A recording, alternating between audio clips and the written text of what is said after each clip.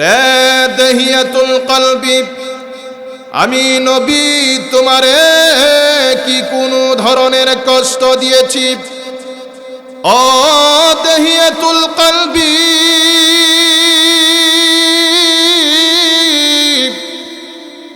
নাকি আমার সাহাবীরা তোমারে কোনো ধরনের কষ্ট দিয়েছে? ও দহিয়াতুল কলবি, নাকি তুমি যে তোমার বাপ দাদার ধর্ম সাইরা ইসলাম ধর্ম যে গ্রহণ করেছ, এই জন্য তোমার বাপ দাদার ধর্মের প্রতি মায়াই পইরা, মোহাব্বত পইরা তুমি কি কান্না কাটি করতেছ? ও দহিয়াতুল কলবি, আমি নবীর কাছে বসো। এমনি আল্লাহর নবীর সাহাবী দহিয়াতুল কলবি বলে, ইয়া রাসূলুল্লাহ,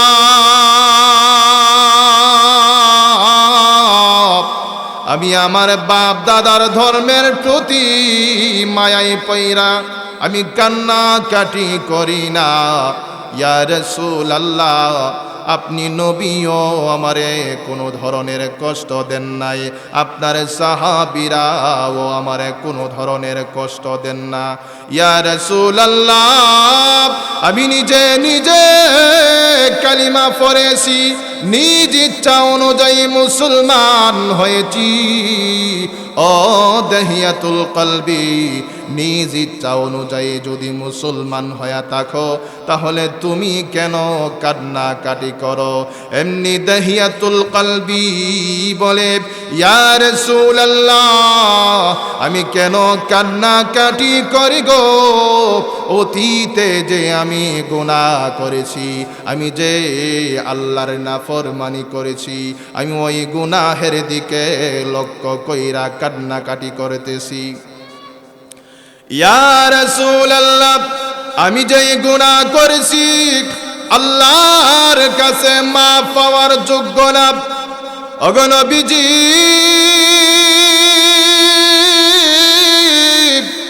আমার মহান আল্লাহ রব্বুল আলামিন যদি হাসরের কঠিন ময়দানে আমারে যদি গুনাহের জন্য যদি ধরে পেলে, আমি মহান আল্লাহর কাছে কি জবাব দিব? এই জন্যে আমি কান্না কাটি করতেছি। আল্লাহর নবী বিশ্ব নবী বলে, ও দহিয়াতুল কলবি, কি গুনাহ করেছো? আমি নবীর কাছে একবার বলে দেখো।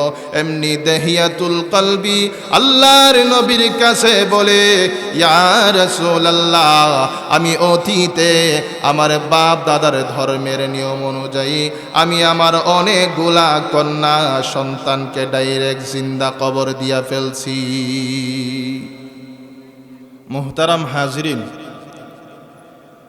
আমি আপনাদের সম্মুখে কোরআনুল কারীমের মধ্য থেকে সূরাতুল বনী ইসরাঈলের 23 নম্বর আয়াতে কারিমা তিলাওয়াত করেছি।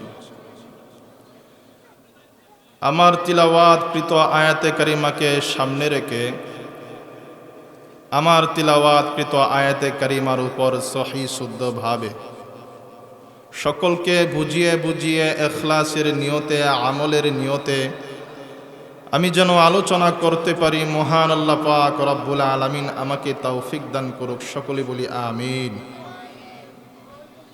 মুহতারাম হাজরিন, আমি আপনাদের সম্মুখে যেই আয়াতে কারিমাটা তিলাওয়াত করেছি, আমার তিলাওয়াতকৃত আয়াতে কারিমার ভিতরে মহান আল্লাহ পাক রব্বুল আলামিন কি বিষয়ে, কি সম্পর্কে আল্লাহ নসিহত করেছেন, কয়টা নসিহত করেছেন, আমাদের জানার দরকার আছে কিনা নাই? আওয়াজ দিয়া বলুন।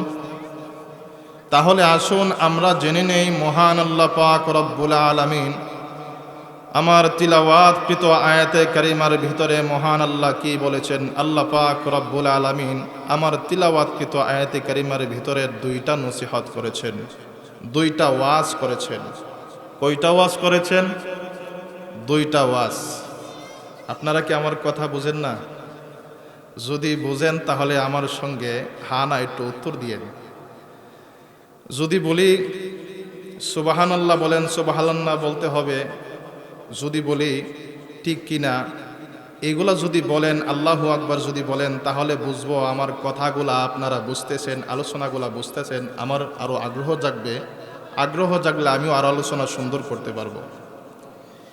এই জন্য আল্লাহ পাক রব্বুল আলামিন আমার তিলাওয়াতকৃত আয়াতে কারিমার মধ্যে দুইটা নসিহত করেছেন। কয়টা নসিহত? দুইটা নসিহত।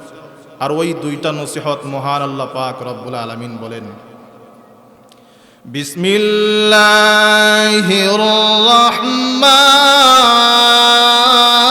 রহমানির রহিম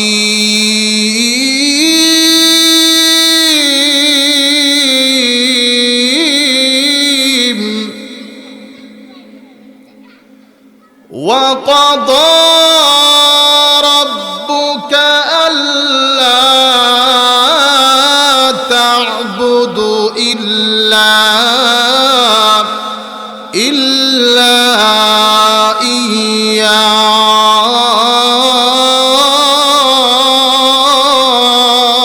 إياه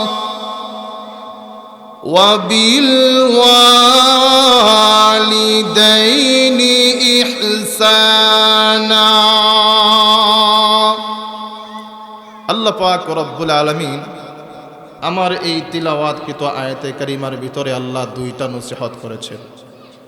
তো দুইটা নসিহতের মধ্য থেকে প্রথম নাম্বার নসিহত আল্লাহ করেন যে আমি আল্লাহ পাক রব্বুল আলামিনের পক্ষ থেকে প্রথম নাম্বার নসিহত হইল ওয়াকাদা রব্বুকা আল্লা তা'বুদু ইল্লা ইয়্যাহ। আমি আল্লাহর পক্ষ থেকে চূড়ান্ত ফাইসালা, চূড়ান্ত সিদ্ধান্ত, আমি আল্লাহ ব্যতীত অন্য কাহারও ইবাদত করা যাবে না।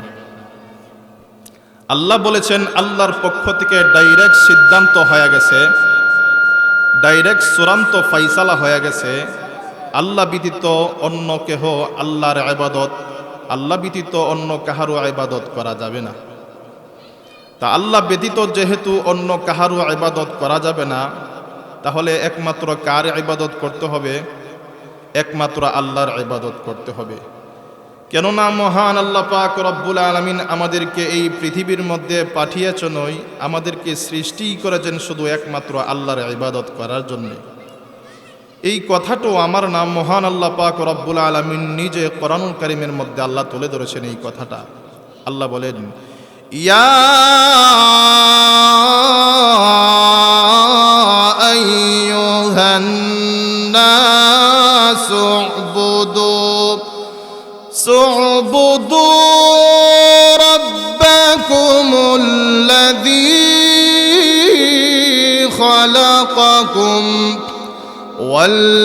والذين من قبلكم لعلكم تتقون।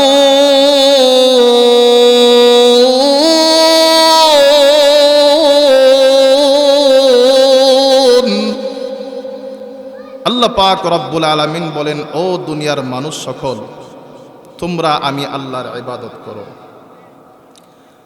আমি আল্লাহ তোমাদেরকে সৃষ্টি করেছি, তোমাদের পূর্ববর্তী লোকদেরকে সৃষ্টি করেছি শুধু একমাত্র আমি আল্লাহর ইবাদত করার জন্যে। তোমরা ইবাদত কইরা আল্লাহ ওয়ালা হও, মুত্তাকি ওয়ালা হও, যাতে তোমরা ইমানদার হতে পারো, জান্নাতি ওয়ালা হতে পারো। মুহতারাম হাজরিন, আল্লাহ পাক রব্বুল আলামিন আরেক আয়াতের মধ্যে বলেন, ওয়ামা খালাকতুল জিন্না ওয়াল ইনসা ইল্লা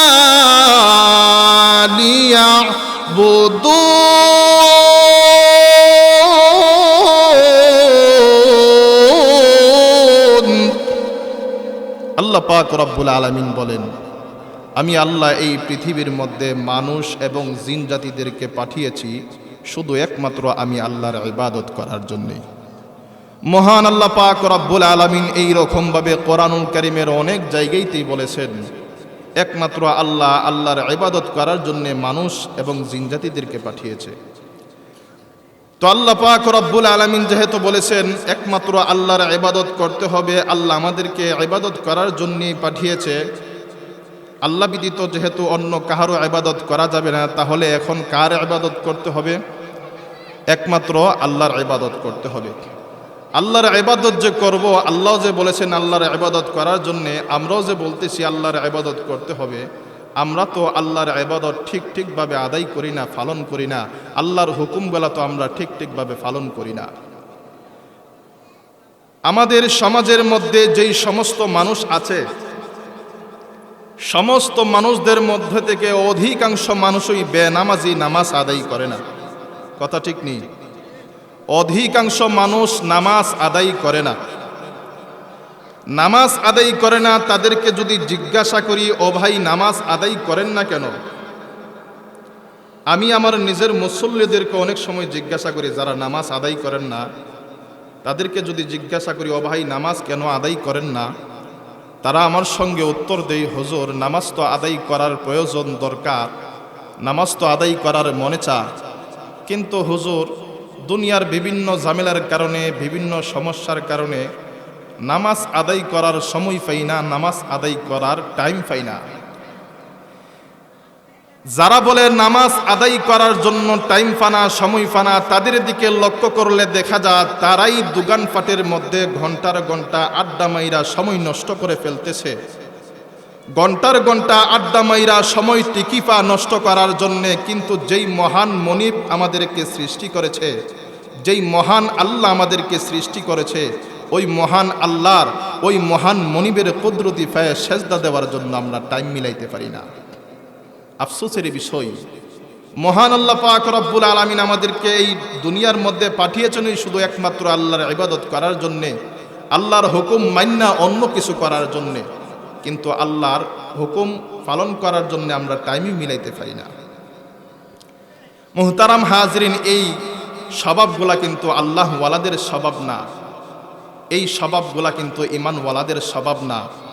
ঈমানওয়ালাদের স্বভাব হইল, যখনই মসজিদের মধ্যে মুয়াজ্জিন আজান মাইরা দিবে, ঈমানওয়ালাদেরকে, আল্লাহওয়ালাদেরকে, মুমিনদেরকে আর দুনিয়ার কাজের মধ্যে ব্যস্ত রাখা যায় না, ব্যস্ত তারা থাকেও না। যখনই মুয়াজ্জিন আজান মাইরা দে, দুনিয়ার সমস্ত কাজকে, দুনিয়ার সমস্ত ঝামেলাকে, দুনিয়ার সমস্ত ব্যস্ততাকে লাথি মাইরা, সমস্ত সমস্যাকে লাথি মাইরা অতিক্রম কইরা উজু বানাইয়া আল্লাহর কুদরতি পায়ে লইটা পড়ে। কথা ঠিক নেই? ঈমানওয়ালাদের স্বভাব হইল এইটা। তার বাস্তব একটা দৃষ্টান্ত আপনাদের সামনে দিই। আল্লাহর নবীর একজন সাহাবী, যেই সাহাবীর নাম হলো তলহা রাদিয়াল্লাহু তাআলা আনহু, যেই সাহাবী দুনিয়ার জমিনে থাকা অবস্থায় জান্নাতের সার্টিফিকেটের সুসংবাদ পেয়েছিলেন, যেই সাহাবী জান্নাতের সার্টিফিকেট প্রাপ্ত একজন সাহাবী, ওই সাহাবী আল্লাহর নবী, বিশ্বনবী রহমাতুল্লিল আলামিনের পিছনে নামাজ আদায় করতেন। সমস্ত সাহাবীরাই নামাজ আদায় করতেন, কিন্তু হঠাৎ করে দেখা গেল আল্লাহর নবীর সাহাবী আল্লাহর নবীর পিছনে ঠিকভাবে নামাজ আদায় করতেছে, কিন্তু কয়েকদিন ধরে আল্লাহর নবীর সাহাবী নামাজ আদায় কইরা সঙ্গে সঙ্গে মসজিদ থেকে বাহির হয়ে যায়। বেশিরভাগ সময় ফজরের নামাজ আদায় কইরা সালাম ফিরাইবার সঙ্গে সঙ্গে মসজিদ থেকে বাহির হয়ে যায়। সমস্ত সাহাবীরা বৈশা থাকে, নামাজ আদায় কইরা সমস্ত সাহাবীরাই বৈশা থাকে আল্লাহর নবী, বিশ্বনবী রহমাতুল্লিল আলামিনের জবান মোবারক থেকে নসিহত শোনার জন্যে, আল্লাহর নবীকে দেখার জন্যে পাগল পারা হইয়া বৈশা থাকে। আর তলহা প্রত্যেক দিন ফজরের নামাজ আদায় কইরা সালাম ফিরাইবার সঙ্গে সঙ্গে মসজিদ থেকে বাহির হয়ে যা। এই দৃশ্যগুলি যখন সাহাবীরা দেখতে লাগলেন, তখন আল্লাহর নবীর সাহাবীরা একজন আরেকজনকে বলতে লাগলো, ও সাহাবীরা, ও আল্লাহর নবীর সাহাবীরা, তলহা রাদিয়াল্লাহু তাআলা আনহু, তলহা প্রত্যেক দিন নামাজ পইরা সালাম ফিরাইবার সঙ্গে সঙ্গে মসজিদ থেকে বাহির হয়ে যা, আর আমরা সমস্ত সাহাবীরা আল্লাহর নবীর মোহাব্বতে, আল্লাহর নবীর জন্য পাগল পারা হইয়া মসজিদের মধ্যে নামাজ আদায় কইরা বৈশা থাকি আল্লাহর নবীর জবান মুবারক থেকে কথা শোনার জন্যে, নসিহত শোনার জন্যে, আল্লাহর নবীর চেহারা মুবারক দেখার জন্যে। কিন্তু তলহা কেন বসে না? তলহার অন্তর কি আল্লাহর নবীর প্রতি মোহাব্বত কমে গেছে, নাকি তার কোনো সমস্যা হয়েছে? সাহাবীরা যখন এই কথা বলতে লাগলেন একজন আরেকজনকে, তখন এই কথাগুলা আল্লাহর নবী, বিশ্বনবী রহমাতুল্লিল আলামিনের কান মুবারকের মধ্যে পৌঁছে গেলেন। তখন আল্লাহর নবী সাহাবীদেরকে ডাইখা বলতে লাগলেন, রে আমার সাহাবীরা, মসজিদের মধ্যে যখন আবার তলহা আসবে, রে আমার সাহাবীরা,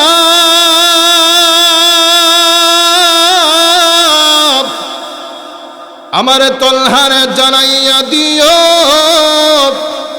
আমি নবীর সঙ্গে যেন দেখা কইরা যাব। আবার যখন মসজিদের মধ্যে আসবে রে তলহা, যেন আমি নবীর সঙ্গে না দেখা কইরা বাড়িতে যা। ও সাহাবীরা, তলহারে এই কথা জানাইয়া দিও। এমনি আল্লাহর নবীর সাহাবীরা, তলহা যখন মসজিদের মধ্যে আসলো, তলহা মসজিদের মধ্যে আসার পরে তলহাকে বলতে লাগলেন, রে তলহা, আল্লাহর নবী বিশ্ব নবী রাহমাতুল লিল আলামিন বলেছেন, আল্লাহর নবীর সঙ্গে দেখা করার জন্যে নামাজ আদায় কইরা যাতে সঙ্গে সঙ্গে না যাও। আল্লাহর নবীর সঙ্গে দেখা করার জন্যে বলেছেন। আল্লাহর নবীর সাহাবী তলহা নামাজ আদায় কইরা আল্লাহর নবীর জন্যে বইসা রইলেন। আল্লাহর নবী বিশ্ব নবী রাহমাতুল লিল আলামিন নামাজ আদায় কইরা অন্য অন্য আমল কইরা তলহার দিকে আস্তে আস্তে করে আগাইতে লাগলেন।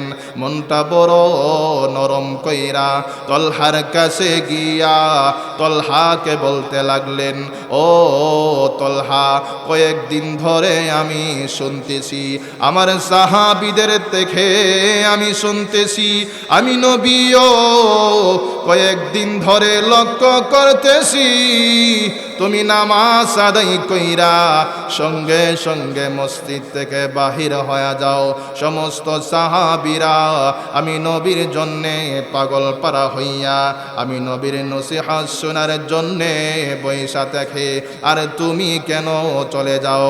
রে তলহা, আমি নবী তোমারে কি কোনো ধরনের কষ্ট দিয়েছি? রে তলহা, নাকি আমি নবী তোমার কোনো হক নষ্ট করেছি? এই কথা জানানোর পরে তলহা রাদিয়াল্লাহু তাআলা আনহু চোখের পানিগুলা সাইরা দিয়া বলতে লাগলেন, ওগো নবীজি, আপনি আমার কোনো হক নষ্ট করেন নাই, আপনি আমারে কোনো কষ্ট দেন নাই, তাহলে তুমি কেন আমি নবীর কাছে বসো না? এমনি আল্লাহর নবীর সাহাবী তলহা বলে, ইয়া রাসূলুল্লাহ,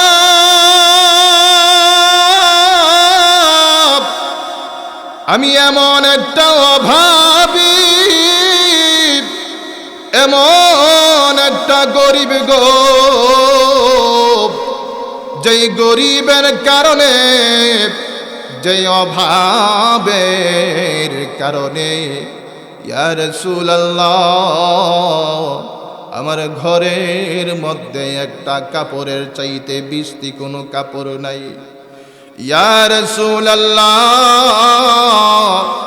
আমি যখন কাপড়টা পরিধান করি গো, আমার বিবিটা কাপড় না পইরা উলঙ্গ অবস্থায় থাকে।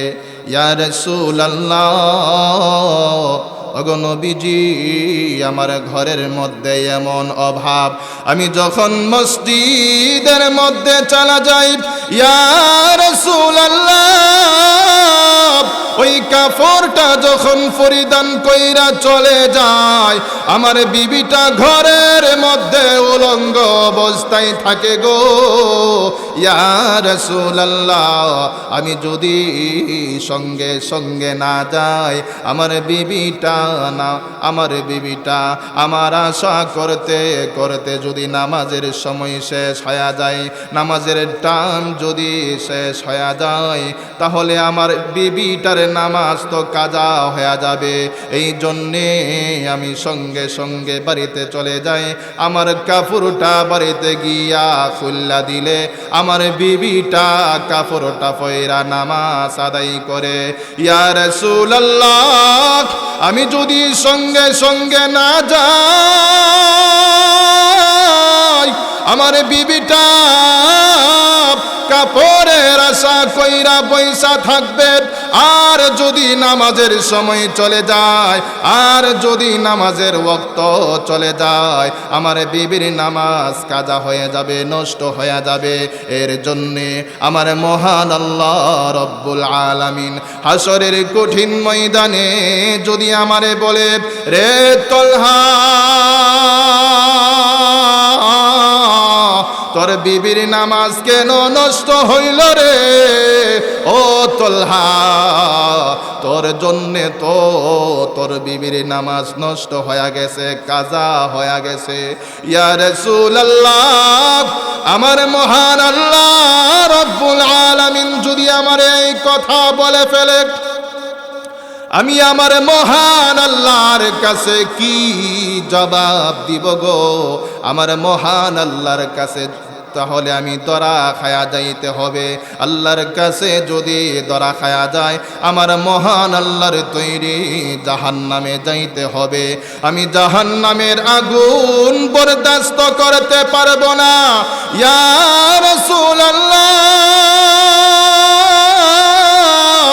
এই জন্যে নামাজ আদায় কইরা আমি মসজিদ থেকে সঙ্গে সঙ্গে আমি বাড়িতে চলে যাই, যাতে আমার বিবির নামাজ না কাজা হো, আমার বিবির নামাজ সাজাতে না নষ্ট হো।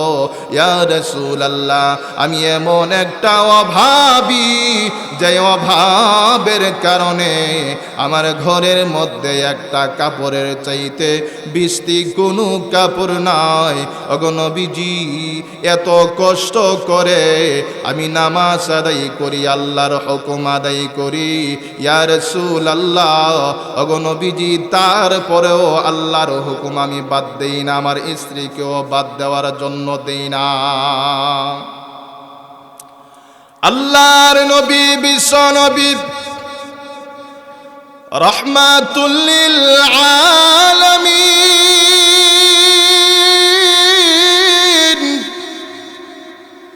তলহার এই কথাগুলা শুইনা আর চোখের পানিগুলা ধইরা রাখতে পারে নাই।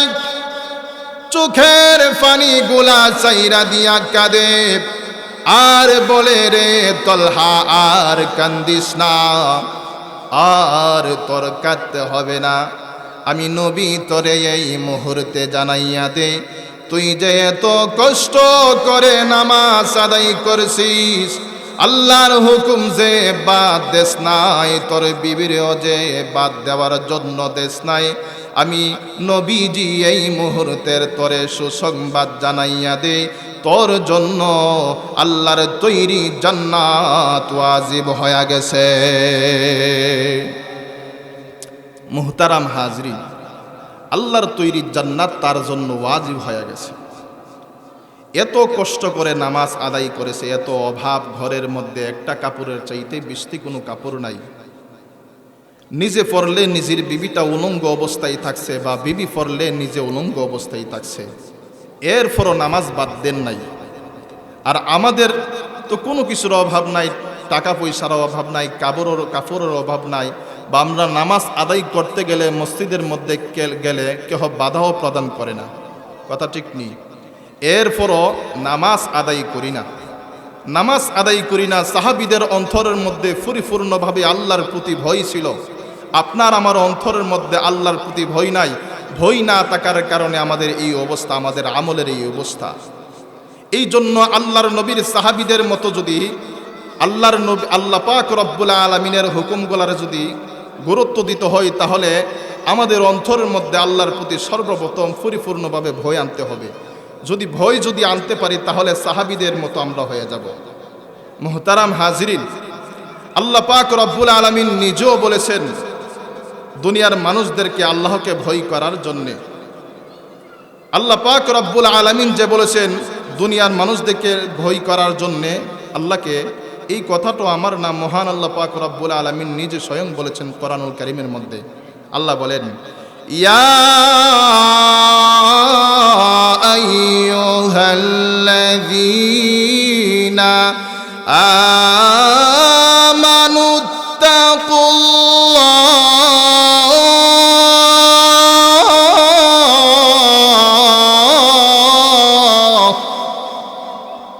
আল্লাহ পাক রব্বুল আলামিন বলেন, ও দুনিয়ার ইমানদারেরা, মুসলমানেরা, তোমরা আমি আল্লাহকে ভয় করো। আল্লাহকে ভয় করার জন্য বলেছেন। তো আল্লাহকে ভয় করলে কি হবে? আমরা আল্লাহর নাফরমানি থেকে বিরত থাকতে পারবো, গুনাহের কাছ থেকে বিরত থাকতে পারবো। কথা কোন ঠিক কিনা? মুহতারাম হাজিরিন, এখন বলতে পারেন, হুজুর আপনি যে বলতেছেন আল্লাহকে ভয় করার জন্য, আল্লাহ যে বলেছে আল্লাহকে ভয় করার জন্যে, এখন আমরা তো পরিপূর্ণভাবে ভয় করার চেষ্টা করি, পরিপূর্ণভাবে ভয় করার জন্য আমরা অনেক চেষ্টা করি, এরপরও অন্তরের মধ্যে, কলবের মধ্যে আল্লাহর প্রতি ভয় আসে না। কেন ভয় আসে না? একটা কারণ আছে। কারণটা হইল, যেই অন্তরের মধ্যে গুনাহে একবারে ভরপুর, অন্তরটা গুনাহে একবারে জর্জরিত হয়ে গেছে, শেষ হয়ে গেছে, ধ্বংস হয়ে গেছে, ওই অন্তরের মধ্যে কিভাবে আল্লাহর প্রতি ভয় আসবে? আল্লাহর প্রতি ভয় আনতে হইলে আপনার আমার অন্তর থেকে গুনাহ মুক্ত করতে হবে, গুনাহগুলাকে দূর করতে হবে। আমরা তো এমন গুনাহগার, গুনাহ করতে করতে করতে করতে নিজের জীবনটাকে শেষ করে ফেলে দিয়েছি। অতীতের দিকে লক্ষ্য করলে দেখা যায় সওয়াব নামক আমল নামাটা বলতে কোনো কিছু নাই, শুধু বদ আমল আর বদ আমল। গুনাহ করতে করতে কালো চুলগুলাকে সাদা বানিয়ে ফেলেছি, কালো দাড়িগুলাকে সাদা বানিয়ে ফেলেছি, এরপরও গুনাহ বন্ধ করি না। মুহতারাম হাজিরিন, আগে গুনাহগুলাকে দূর করতে হবে। গুনাহগুলাকে যদি দূর করতে পারি, তাহলে আপনার আমার অন্তরের মধ্যে আল্লাহর প্রতি ভয় জাগবে, ভয় আসবে। অনেকেই চিন্তা করতে পারেন, হুজুর যে আপনি যে বলতেছেন গুনাহগুলাকে আল্লাহর কাছে মাফ চাইয়া ক্ষমা করাইতে হবে, এখন আমরা তো ক্ষমা চাইতে চাই, আল্লাহর কাছে মাফ চাইতে চাই, কিন্তু এমন গুনাহ করেছি, এমন অপরাধ করেছি, এমন নাফরমানি করেছি, যেই নাফরমানি করার কারণে আল্লাহর কাছে মাফ চাওয়ার জন্য প্রস্তুত হইলে আর মাফ চাওয়ার জন্য মনে চাই না। কেননা আমরা যেই গুনাহ করেছি ওই গুনাহের জন্য আল্লাহর কাছে মাফ পাওয়ার যোগ্য না। বড় ভয় লাগে, বড় ভয় জাগে অন্তরে। আল্লাহর কাছে মাফ চাওয়ার জন্য মনে চানা। কেন মনে চানা? আল্লাহর কাছে মাফ চাইলে তো আল্লাহ মাফ দিবে না, এমন গুনাহ করেছি। বড় টেনশন লাগে, যেই গুনাহ করেছি আল্লাহ কিভাবে মাফ দিবে, এত বড় বড় গুনাহ করেছি, এত বড় বড় নাফরমানি করেছি। আমি বলবো, আপনারা টেনশন কইরেন না, আপনারা চিন্তা কইরেন না। যারাই অন্যায় করে ফেলেছেন, যারাই গুনাহ করে ফেলেছেন, আপনি খাস দিলে খাস নিয়তে আল্লাহর কাছে একবার তওবা করে দেখুন, আল্লাহর কাছে একবার মাফ চাইয়া দেখুন। আপনি আল্লাহর কাছে মাফ চাইতে দিয়ে হবে, আমার মহান আল্লাহ মাফ দিতে এক মুহূর্ত দেরি করবে না। এই কথাটাও কিন্তু আমার না, মহান আল্লাহ নিজে বলেছেন কোরআনুল কারীমের মধ্যে। আল্লাহ পাক রব্বুল আলামিন বলেন, قل يا عبادي الذين أسرفوا على أنفسهم لا تقنطوا من رحمة الله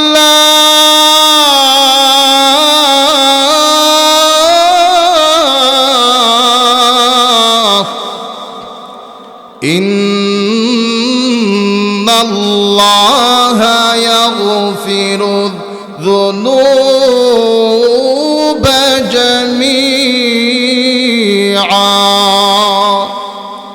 আল্লাহ পাক রব্বুল আলামিন বলেন, ও দুনিয়ার বান্দা বান্দিরা, তোমরা কি গুনাহ করে ফেলেছো, অন্যায় করে ফেলেছো, নিজের নফসের প্রতি কি জুলুম করে ফেলেছো, অবিচার করে ফেলেছো? চিন্তা কইরো না, টেনশন কইরো না। আমি আল্লাহর রহমত থেকে তোমরা নৈরাশ হও না। আমি আল্লাহর কাছে একবার মাফ চায়া দেখো, ক্ষমা চায়া দেখো, একবার খালেস দিলে তওবা করে দেখো, আমি আল্লাহ ওয়াদা করেছি ইন্নাল্লাহা ইয়াগফিরুজ যুনুবা জামিআ, তোমরা ওয়াদা করতে দেরি হবে, আমি আল্লাহ নিশ্চয়ই তোমাদেরকে মাফ করতে এক মুহূর্ত দেরি হবে না। আল্লাহ মাফের ঘোষণা দিয়া দিছে। মুহতারাম হাজিরিন, আপনি আমি যত বড়ই গুনাহগার হই না কেন, যত বড় কঠিন থেকে কঠিন গুনাহই করি না কেন, আল্লাহর কাছে মাফ চাইলে আপনাকে আমাকে ফিরাইয়া দিবেন, আল্লাহ ওয়াদা করেছেন। আমরা এই যে খালি জায়গাগুলো আমরা পূরণ করে বসি, এদিক দিয়ে ফিরতেও কষ্ট লাগে, একটু কষ্ট করে যদি এদিক দিয়ে আসে পড়েন তা আমার জন্য সুবিধা। এই চারটা দায় এসে পড়ি, মধ্য অবস্থায় বসি। আল্লাহ পাক রব্বুল আলামিন কঠিন থেকে কঠিন গুনাহ যদি করি আল্লাহ আমাদেরকে মাফ করে দিবেন। আল্লাহ ঘোষণা করেছেন, ওয়াদা করেছেন। আল্লাহ যে কঠিন থেকে কঠিন গুনাহ যে মাফ করে দেয় তার বাস্তব একটা দৃষ্টান্ত, তার বাস্তব একটা উদাহরণ আল্লাহর নবীর সাহাবী হযরত দেহিয়াতুল কলবি রাদিয়াল্লাহু তাআলা আনহুর একটা ঘটনা। আল্লাহর নবী বিশ্বনবী রাহমাতুল লিল আলামিন একদিন আল্লাহর কাছে মুনাজাত দিলেন, হে আমার রব, আপনি দেহিয়াতুল কলবি বা আবু লাহাব এই দুইজনের মধ্য থেকে যেই কোনো একজনকে আপনি ইসলামের জন্য গ্রহণ করে নেন, কবুল করে নেন। তখন আল্লাহর নবী বিশ্বনবী রাহমাতুল লিল আলামিন যখন এই মুনাজাত দিলেন, আল্লাহ সঙ্গে সঙ্গে কবুল করে নিল। ইসলামের জন্য আল্লাহ দেহিয়াতুল কলবিকে গ্রহণ করে নিলেন, কবুল করে নিলেন। আর এই খবরটা কবুল যে করে নিলেন, এই খবরটা সুসংবাদটা আল্লাহর নবীর কাছে জিবরাইল আমিনের মাধ্যমে পাঠাইয়া দিলেন। জিবরাইল আলাইহিস সালাতু ওয়াস সালাম আল্লাহর নবীর কাছে আইসা বলতে লাগলেন, ইয়া রাসূলুল্লাহ, ইয়া হাবিবাল্লাহ, আপনি যে মোনাজাত দিয়েছেন আপনার মোনাজাত আল্লাহ কবুল করে নিয়েছে। ইসলামের জন্য আল্লাহ দেহিয়াতুল কলবিকে কবুল করে নিয়েছে। আগামীকাল আপনার কাছে আসবে, আপনার কাছে আইসা কালিমা ফইরা মুসলমান হয়ে যাবে। তখন আল্লাহর নবীর সাহাবিগণদেরকে ডাইখা জানাইয়া দিলেন, ও আমার সাহাবিরা, আগামীকাল দেহিয়াতুল কলবি আমার কাছে আসবে, আমার কাছে আইসা কালিমা ফইরা মুসলমান হয়ে যাবে। অতএব দেহিয়াতুল কলবি যে আসবে, দেহিয়াতুল কলবির সঙ্গে কিন্তু সাবধান, কোনো রকমের বিয়াদবি করবা না, কোনো রকমের ব্যবহার খারাপ করবা না। দেহিয়াতুল কলবি আসলে তার সঙ্গে ভালো আচরণ করবা, ভালো ব্যবহার কইরা দিবা, তার খেদমত কইরা দিবা।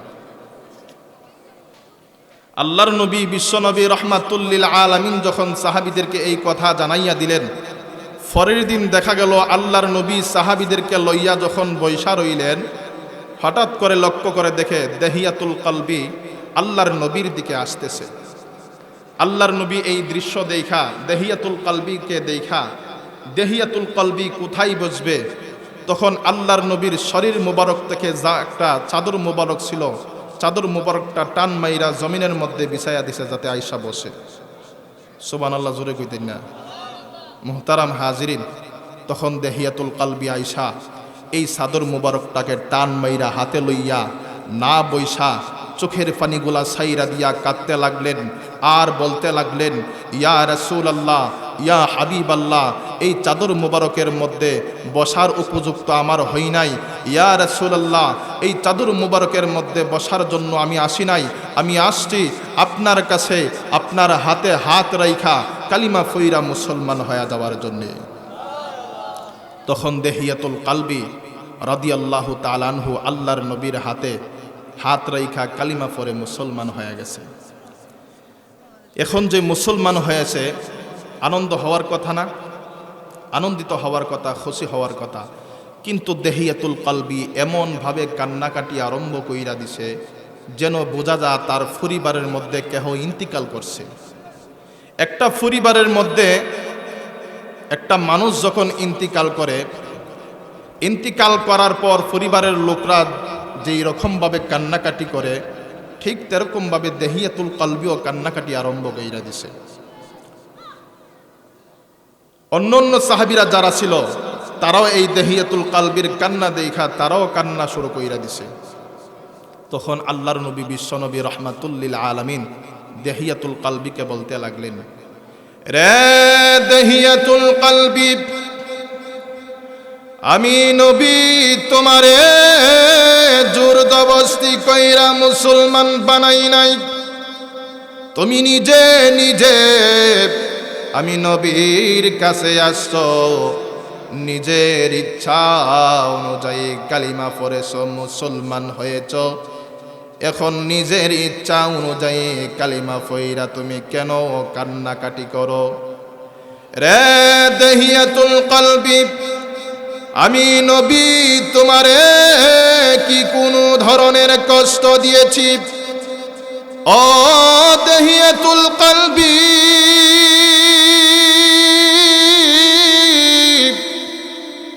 নাকি আমার সাহাবীরা তোমারে কোনো ধরনের কষ্ট দিয়েছে? ও দেহিয়াতুল কলবি, নাকি তুমি যে তোমার বাপ দাদার ধর্ম সাইরা ইসলাম ধর্ম যে গ্রহণ করেছ, এই জন্য তোমার বাপ দাদার ধর্মের প্রতি মায়াই পইরা, মোহাব্বত পইরা তুমি কি কান্নাকাটি করতেছ? ও দেহিয়াতুল কলবি, আমি নবীর কাছে বসো। এমনি আল্লাহর নবীর সাহাবী দেহিয়াতুল কলবি বলে, ইয়া রাসূলুল্লাহ,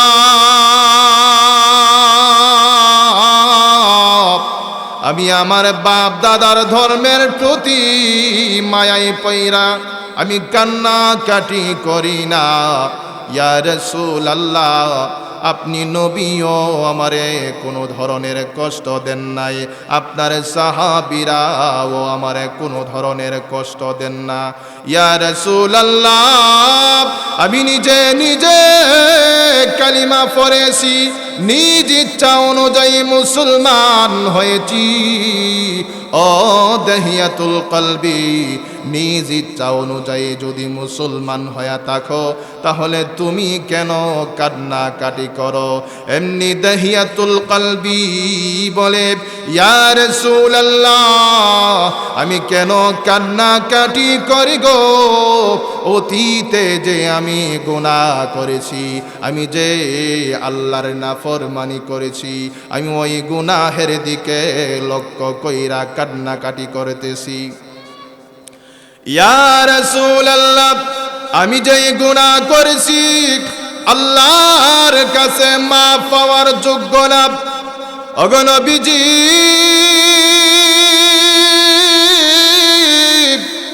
আমার মহান আল্লাহ রব্বুল আলামিন যদি হাসরের কঠিন ময়দানে আমারে যদি গুনাহের জন্য যদি ধরে পেলে, আমি মহান আল্লাহর কাছে কি জবাব দিব? এই জন্যে আমি কান্নাকাটি করতেছি। আল্লাহর নবী, বিশ্ব নবী বলে, ও দেহিয়াতুল কলবি, কি গুনাহ করেছো? আমি নবীর কাছে একবার বলে দেখো। এমনি দেহিয়াতুল কলবি আল্লাহর নবীর কাছে বলে, ইয়া রাসূলুল্লাহ, আমি অতীতে আমার বাপ দাদার ধর্মের নিয়ম অনুযায়ী আমি আমার অনেকগুলা কন্যা সন্তানকে ডাইরেক্ট জিন্দা কবর দিয়া ফেলছি। আমি আমার বাপ দাদার ধর্মের সিস্টেম অনুযায়ী, আইন অনুযায়ী আমি আমার অনেক কন্যা সন্তানকে ডাইরেক্ট জিন্দা কবর দিয়া ফেলছি। আমার বাপ দাদার ধর্মের মধ্যে একটা নিয়ম ছিল, কন্যা সন্তান হইলে ডাইরেক্ট জিন্দা কবর দিয়া দেওয়া। কেন ডাইরেক্ট জিন্দা কবর দিয়া দেওয়া? আমার বাপ দাদারা মনে করে যে কন্যা সন্তানটা তাদের দেবতাদের পক্ষ থেকে একটা অভিশাপ, এই জন্য তারা ডাইরেক্ট জিন্দা কবর দিয়া ফেলে। আর ছেলে সন্তান হইলে ডাইরেক্ট জিন্দা কবর না দিয়া আদর যত্ন কইরা বড় করা। কেন? আমার বাপ দাদারা মনে করে তাদের দেবতাদের পক্ষ থেকে ছেলে সন্তান একটা পুরস্কার হিসাবে এই দেবতারা তারা পাঠিয়েছে। এই জন্য ছেলে সন্তানকে খুব আদর যত্ন কইরা বড় করতেন। তা আমার বাপ দাদার ধর্মের সিস্টেম অনুযায়ী, নিয়ম অনুযায়ী আমি আমার অনেকগুলা কন্যা সন্তানকে ডাইরেক্ট জিন্দা কবরে দিছি। কোনো সন্তানের জন্যই বিন্দু পরিমাণ মায়া হয়েছে না, কিন্তু শেষ বেলা যেই সন্তানটাকে ডাইরেক্ট জিন্দা কবর দিছি, ওই সন্তানটার প্রতি বড় মায়া হইতেছে, বড় মোহাব্বত হইতেছে। কারণ হইল ওই সন্তানটার 7 বছর বয়স ছিল।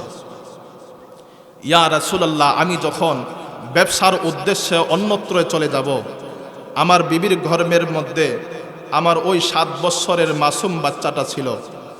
আমি আমার বিবিকে বলে দিয়ে গেছিলাম, ও বিবি, আমি ব্যবসার উদ্দেশ্যে অন্যত্র চলে যাইতেছি, যেই সন্তানটা তোমার গর্ভে আছে ওই সন্তানটা দুনিয়ার মধ্যে আসার পরে ওই সন্তানটা যদি মেয়ে সন্তান হই তাহলে ডাইরেক্ট জিন্দা কবর দিয়া ফেলবা, হত্যা করে ফেলবা। আর যদি ছেলে সন্তান হই তাহলে আদর যত্ন কইরা বড় করবা। ইয়া রাসূলুল্লাহ, আমার বিবিরে এই কথা বইলা দিয়ে আমি চলে গেলাম। আমি 7 বছর পরে বাড়িতে আসলাম। বাড়িতে আসার পর 1 দিন 2 দিন 3 দিন চলে গেল। তখন আমার কন্যা সন্তানটাকে আমার স্ত্রী আমার কাছে পাঠাইলেন। আমার কাছে আয়সা আব্বা আব্বা বইলা আয়সা জড়ায়া ধরল। তখন আমার স্ত্রীকে আমি বলতে লাগলাম, হে বিবি, এই কন্যা সন্তান দিয়ে আমার কাছে আব্বা আব্বা আয়সা বইলা জড়ায়া ধরল, এই কন্যা সন্তানটা কার? তখন ইয়া রাসূলুল্লাহ, আমার বিবি আমাকে বলতে লাগলেন, এই কন্যা সন্তানটা আপনারই। এই কন্যা সন্তানটা ওই যে দেখা গেছেন আমার গর্ভের মধ্যে যে সন্তান আছিল, ওই সন্তানটা ছেলে সন্তান হইছে না, এই সন্তানটা একটা মেয়ে সন্তান হইছে। ইয়া রাসূলুল্লাহ, তখন আমার বিবিকে বলতে লাগলাম, ও বিবি, আমি না তোমারে বলে দিয়ে গেছিলাম কন্যা সন্তান হইলে ডাইরেক্ট জিন্দা কবর দিয়া দিবা, তুমি কেন আমার কথার বাহিরে গেলা, আমার কথাটা কেন মানলা না? ইয়া রাসূলুল্লাহ, তখন আমার বিবি আমারে বলতে লাগলেন, হ্যাঁ প্রাণের স্বামী, আপনার এই কথাটা রাখার জন্য কত চেষ্টা করেছি। ওগো প্রাণের স্বামী,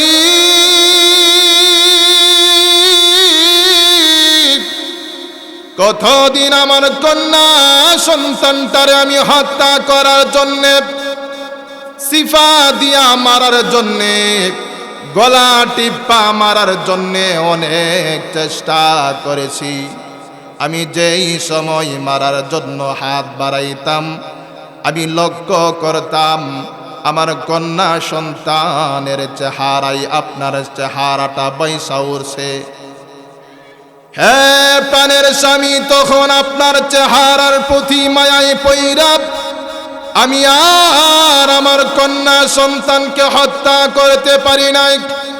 ও প্রাণের স্বামী, আমার কন্যা সন্তানের চেহারাটা আর আপনার চেহারাটা বড় মিল খা।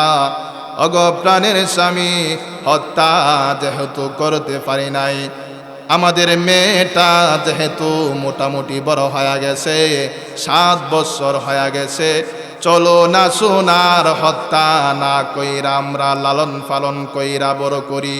ইয়া রাসূলুল্লাহ, আমার বিবিটা যখন আমারে এই কথা বলল, আমার বিবির মনের দিকে লক্ষ্য কইরা, আমার বিবির চেহারার দিকে লক্ষ্য কইরা আর কন্যা সন্তানটাকে হত্যা করলাম না, আমি লালন পালন করা আরম্ভ করলাম।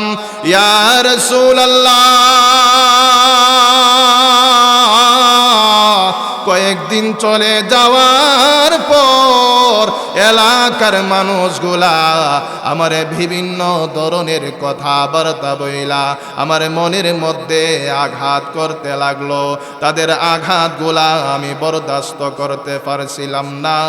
আমি শেষ পর্যায়ে সিদ্ধান্ত নিলাম আমি আর কন্যা সন্তানকে বাঁচাইতে পারবো না।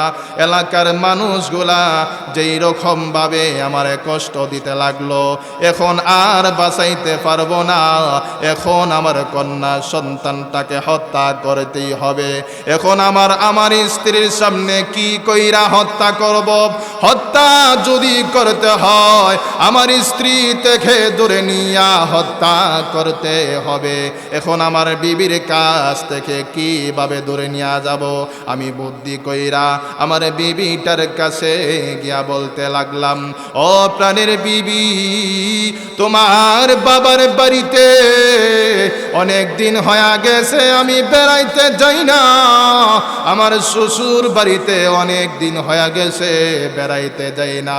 প্রাণের বিবি রে, আমার প্রাণের কন্যা সন্তানটারে সাজাইয়া গুছাইয়া দাও। আমি কন্যা সন্তানটারে লইয়া আমার শ্বশুর বাড়িতে আমি বেড়াইয়া আসি। ইয়া রাসূলুল্লাহ, ওগো নবীজি,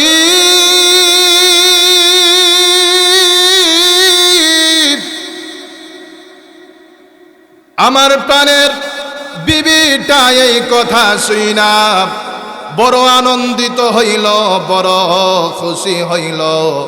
বড় আনন্দিত হইয়া আমার সন্তানটারে সাজাইয়া গুছাইয়া দিল। আমার সন্তানটারে লইয়া আমি চলতে আরম্ভ করলাম। অনেক দূরে যখন চলে গেলাম, এবার চিন্তা করলাম আমার প্রাণের বিবিটারে নি দেখা যা। আমি পিছনের দিকে লক্ষ্য করলাম, তাকাইলাম, আমার প্রাণের বিবির তো দেখা যাবে দূরের কথা, আমার বাড়ি ঘর আমার এলাকায় ভালো কইরা দেখা যায় না। ইয়া রাসূলুল্লাহ, তখন আমার কন্যা সন্তানটারে মরুভূমির গরম বালির মধ্যে আমি নামায়া দিলাম। মরুভূমির গরম বালির মধ্যে কন্যা সন্তানটারে নামায়া দিছে। মুহতারাম হাজিরিন, মরুভূমির বালি কিন্তু সাধারণ গরম না। এখানের মধ্যে আপনারা যারা হাজি সাহেব আছেন বা প্রবাসে থাইকা আসছেন, আপনারাই জানেন। আমার মনে হয় মরুভূমির বালি যে কতটুকু গরম বালি, যেই বালির মধ্যে খালি পায়ে হাঁটা যায় না, কথা ঠিক নেই। যেই বালির মধ্যে খালি পাওয়া হাঁটা যায় না, ওই গরম বালির মধ্যে 7 বছরের মাসুম বাচ্চাটারে নামায়া দিছে। মাসুম বাচ্চাটা হাঁটতে লাগলেন। এত গরম বালি দিয়া হাঁটতেছে, এরপরও একবারও বাবাকে বলে না, ও বাবা, আমার বড় কষ্ট হইতেছে, আমার বড় গরম লাগতেছে, আপনি আমারে কোলে নেন, আপনি আমারে তুল্লা নেন, আপনি আমারে কোলে লইয়া আপনি হাঁটেন। কেন বলে না? এই জন্যই বলে না, আমার যে আমার বাবা কোলে লইবে, আমার বাবাও তো বড় কষ্ট করতেছে, আমার বাবা তো কোলে লইয়া হাঁটলে তো আমার বাবার বড় কষ্ট হইবে। মুহতারাম হাজিরিন, এই চিন্তা কইরা বাবার কোলে ওঠে না। অনেক দূর যখন চলে গেছে, দেহিয়াতুল কলবি কন্যা সন্তানটাকে একটা জায়গার মধ্যে দাঁড় করাইয়া দেহিয়াতুল কলবি গর্ত করা আরম্ভ করলো, কবর করা আরম্ভ করলো। কবর করতে করতে এক পর্যায়ে দেহিয়াতুল কলবির চেহারা ঘাইমা গেছে, সমস্ত শরীর দিয়া ঘাম বাহির হইতে লাগলেন। সমস্ত শরীরের মধ্যে, চেহারার মধ্যে ধুলি বালি লাইগা গেছে। যখন লাইগা গেছে, তখন ইয়া রাসূলুল্লাহ, আমার মেয়েটা আমারে বলতে লাগলেন, হ্যাঁ আমার আব্বা, আপনার শরীরের মধ্যে দিয়ে দুলা বালি লাইগা গেছে। ও আমার আব্বা, আপনার চেহারা দিয়া দি, শরীর দিয়া দি ঘাম বাহির হইতেছে। ও আমার বাবা, আপনি আমার কাছে আসেন, আপনার শরীরের ঘাম গুলা মুইসা দে, চেহারার দলি বালি গুলা মুইসা দে। ইয়া রাসূলুল্লাহ, আমি তখন আমার কন্যা সন্তানটার কাছে গেলাম। আমার কন্যা সন্তানটার কাছে যাওয়ার পর, ইয়া রাসূলুল্লাহ, আমার কন্যা সন্তানটা আমার শরীরের ঘাম গুলা মুইসা দিল, আমার শরীরের দলি বালি গুলা মুইসা দিল। এরপরেও আমি পাষাণ্ডর অন্তরের মধ্যে বিন্দু পরিমাণ মায়া হইল না, মায়া জন্ম নিল না। ইয়া রাসূলুল্লাহ, আমি তখন একটা মুঠা রশি লইয়া আমার কন্যা সন্তানের হাত পায়ের মধ্যে বান মারলাম। ইয়া রাসূলুল্লাহ,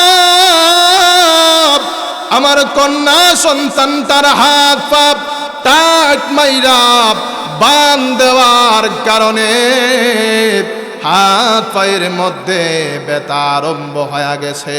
ওগো নবীজি, আমার কন্যা সন্তানটা 7 বছরের মাসুম বাচ্চাটা ব্যথা সহ্য না করতে পাইরা চোখের পানিগুলা সাইরা দিয়া আমি বাবার চেহারার দিকে মায়ার নজরে তাকাইয়া চোখের পানিগুলা সাইরা দিয়া কাঁদে। ইয়া রাসূলুল্লাহ, আমি পাষাণ্ডর একবারও মায়া হই না, একবারও দয়া হয় না। ইয়া রাসূলুল্লাহ, আমার কন্যা সন্তান আমারে বলে, ও বাবা, আমার বড় ব্যথা হইতেছে, আমার বড় কষ্ট হইতেছে। ইয়া রাসূলুল্লাহ, আমার হাত পাগুলা কেন বাঁধছেন? আপনি কি আমারে হত্যা করে ফেলবেন? ইয়া রাসূলুল্লাহ, আমার মেয়ে সন্তানটা বলতে লাগলেন, ওগো আমার আব্বা, আপনি কেন কথা বলেন না? আপনি কি আমারে হত্যা করে ফেলবেন?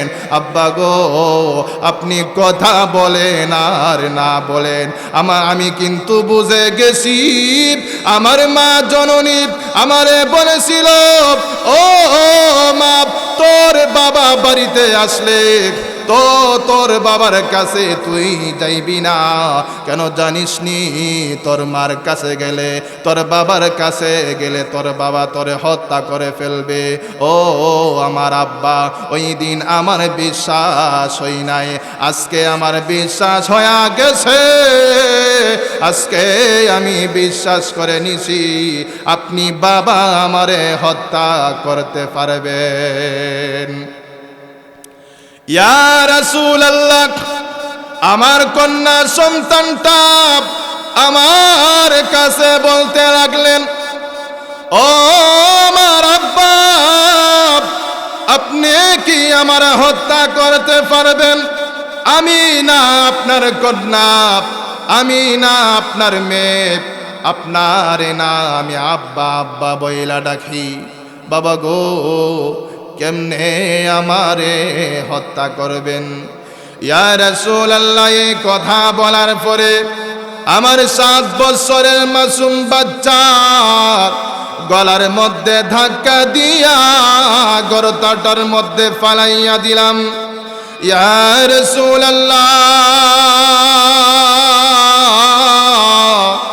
আমার 7 বছরের মাসুম বাচ্চাটা গর্তের মধ্যে ফইরা একটা পাথরের সঙ্গে আঘাত লাইখা মাথাটা পাইটা গেছে, রক্তগুলা বাহির হইতে লাগলেন। ঠিকভাবে দাঁড়াইতে পারে না, মাথাটা চক্কর মারতেছে, মাথাটা ঘুরাইতেছে। ওগো নবীজি,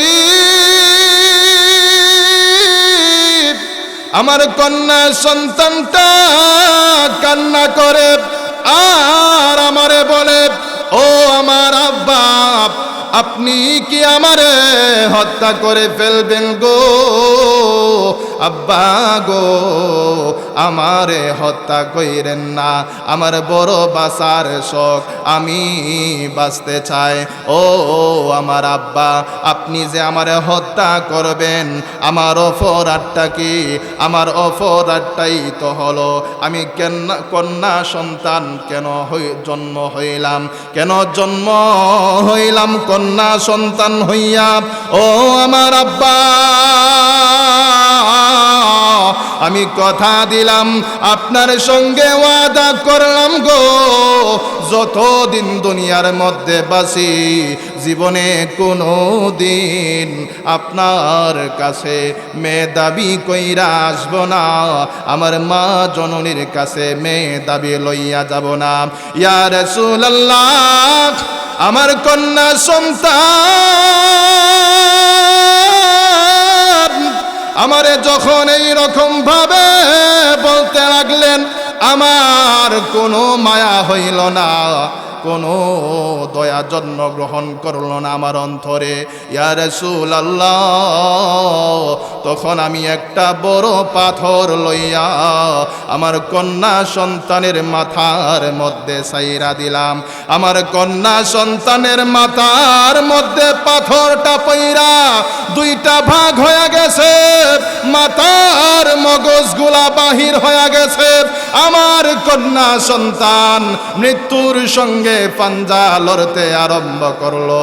আমার কন্যা সন্তানটা 7 বছরের মাসুম বাচ্চাটা আমার চোখের সামনে মৃত্যুর সঙ্গে পাঞ্জা লড়তে আরম্ভ করলো।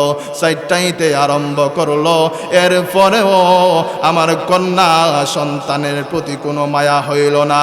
ইয়া রাসূলুল্লাহ, তখন আমি মাটি দিয়া বালি দিয়া ওই কবরটাকে আমি ভরাট করে ফেললাম।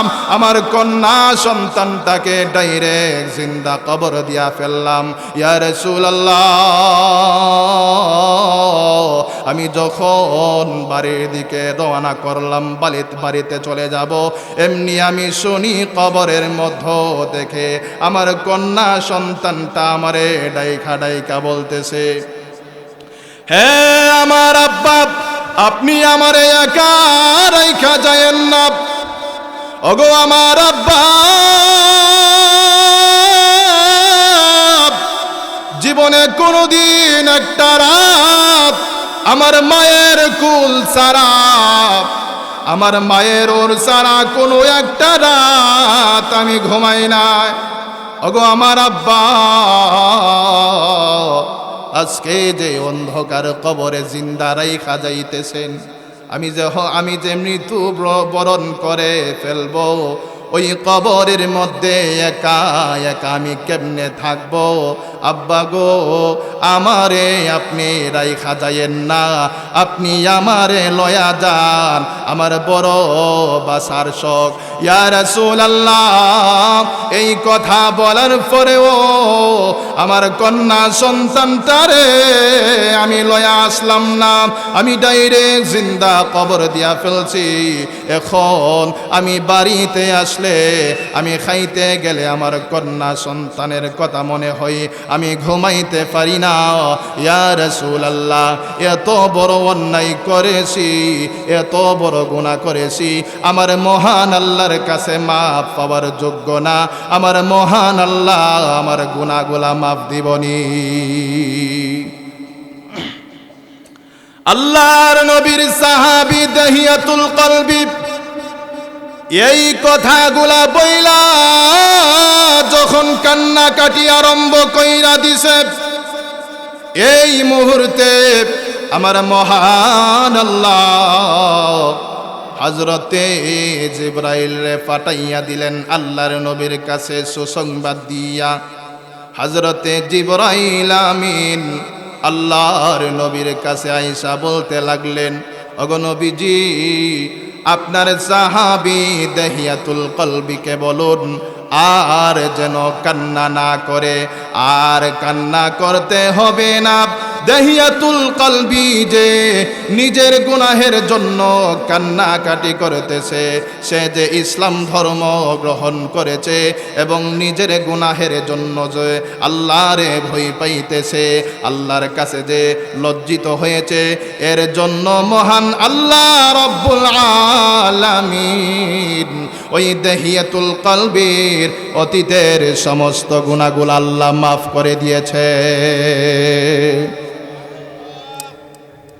দহিয়াতুল কলবি যে অতীতে গুনাহ করেছে, ইসলাম ধর্ম যে গ্রহণ করেছে এবং নিজের গুনাহের জন্য যে লজ্জিত হয়েছে, এর জন্য আল্লাহ দহিয়াতুল কলবির সমস্ত গুনাহগুলাকে আল্লাহ মাফ কইরা দিছে।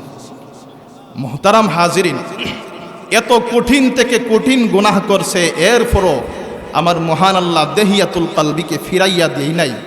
আল্লাহ দহিয়াতুল কলবিকে মাফ কইরা দিছে, মাফের ঘোষণা দিয়া দিছে। এখন আপনি আমি যত বড়ই নাফরমান হই না কেন, যত বড়ই গুনাহগার হই না কেন, আল্লাহর কাছে যদি মাফ চাই, আল্লাহর কাছে যদি খাঁটি দিলে তওবা করি, আমাদের আল্লাহ আমাদেরকেও আল্লাহ ফিরাইয়া দেবে না, আল্লাহ আমাদেরকে মাফ করে দিবে। কথা কোন ঠিক কিনা? মুহতারাম হাজরিন, এই জন্য আল্লাহর কাছে মাফ চাইতে হবে, আল্লাহর কাছে নিজের গুনাহের জন্য ক্ষমা চাইতে হবে। যদি ক্ষমা চাইতে পারি, তাহলে দিলের মধ্যে, অন্তরের মধ্যে আল্লাহর প্রতি ভয় জাগবে, ভয় আসবে।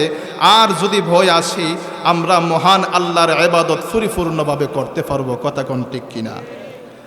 আর যদি দিলের গুনাহগুলাকে যদি দূর যদি না করি, আল্লাহর কাছে যদি ক্ষমা যদি না চাই, যদি না মাফ চাই, আর এই গুনাহ লইয়া যদি ইন্তিকাল করে ফেলি, মৃত্যুবরণ করে ফেলি, অবস্থা কিন্তু খুবই খারাপ হবে। মুহতারাম হাজিরিন, কেহ যদি বলে আমি মৃত্যুবরণ করব না, কোনো লাভ হবে না, মৃত্যুর হাত থেকে কেহই রেহাই পাবে না।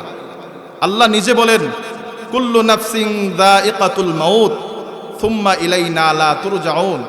প্রত্যেক প্রাণীকেই মৃত্যুর স্বাদ গ্রহণ করতে হবে এবং আমি আল্লাহর কাছে ফিরে আসতে হবে। কেহ যদি বলে ইন্তেকাল করবে না, মৃত্যুর ফেরেশতা মালাকুল মউত আজরাইল যদি আমার কাছে আসে, আমি আজরাইলরে বইলা দিব, হো আজরাইল, আমার তো মরার এখনো ইচ্ছা হইতেছে না, আমি কয়েক বছর পরে মৃত্যুবরণ করব, ইন্তিকাল করব, অতএব তুমি এখন সইলা যাও, আমারে তুমি নিয়া যাইতে পারবা না। আজরাইল মনে হয় এই লোকটারে মনে ভয় পাইয়া সালাম দিয়া মনে সইলা যাইব। কথাগণ মুহতারাম হাজিরিন, সময় হয়ে গেলে আপনি যতই বাহাদুর হন, যতই শক্তিশালী হন, যতই চেষ্টা করেন দুনিয়ার মধ্যে থাকার জন্যে, এক মুহূর্ত থাকতে পারবেন না। মালিকের হুকুম হয়ে গেলে, মালিকের ডাক আইসা পড়লে এক মুহূর্ত থাকতে পারবেন না।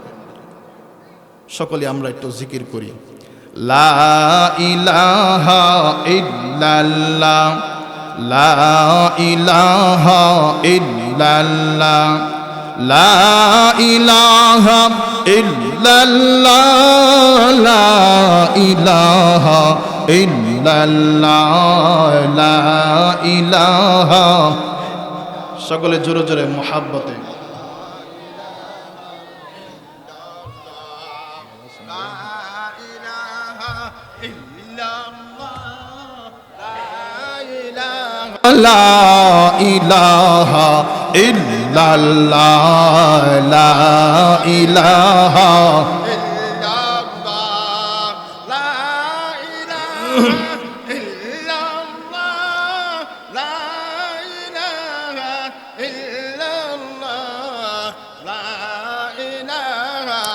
ইল্লাল্লাহ, লা ইলাহা ইল্লাল্লাহ, লা ইলাহা ইল্লাল্লাহ, লা ইলাহা ইল্লাল্লাহ, লা ইলাহা ইল্লাল্লাহ, লা ইলাহা ইল্লাল্লাহ, লা ইলাহা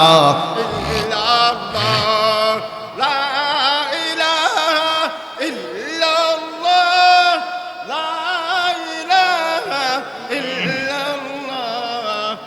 ইলাহা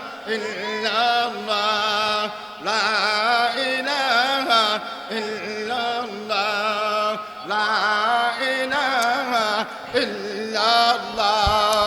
লা ইলাহা ইল্লাল্লাহ, লা ইলাহা ইল্লাল্লাহ, লা ইলাহা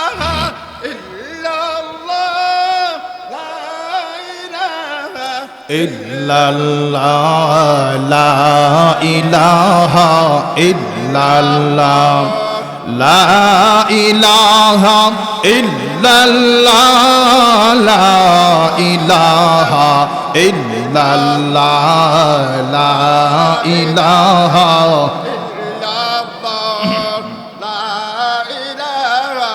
ইল্লাল্লাহ। বিশ্বনবী হাবিবুল্লাহ, আল্লাহ দয়ারি সাগর, যাকে নিয়ে বিচার করবেন আল্লাহ হাসরের ময়দান, লা ইলাহা ইল্লাল্লাহ, লা ইলাহা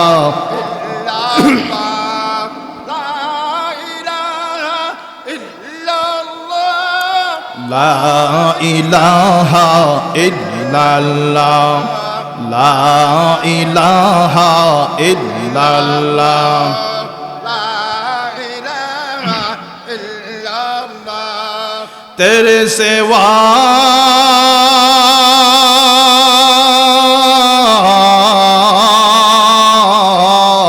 कोई नहीं है हमारे अल्लाह,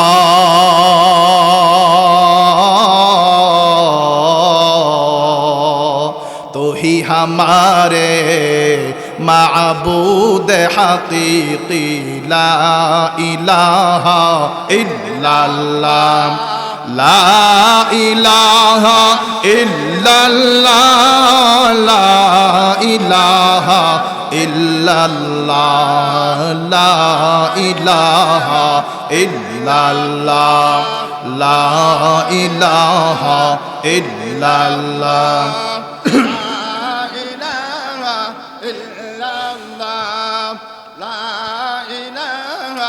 ইল্লাল্লাহ লা ইলাহা ইল্লাল্লাহ লা ইলাহা ইল্লাল্লাহ মুহাম্মাদুর রাসূলুল্লাহ সাল্লাল্লাহু আলাইহি ওয়াসাল্লাম। মুহতারাম হাজরিন, যেই কথাগুলা বলতেছিলাম, কেহ যদি ইচ্ছা করে দুনিয়াতে থাইকা যাবে, মৃত্যুবরণ করবে না, কেহই বাঁচতে পারবে না, মৃত্যুবরণ করতেই হবে। কথা ঠিক নেই? এই জন্য মৃত্যুবরণ করার আগে আগে নিজের গুনাহগুলাকে মাফ করাইয়া কবরের মধ্যে যাইতে হবে।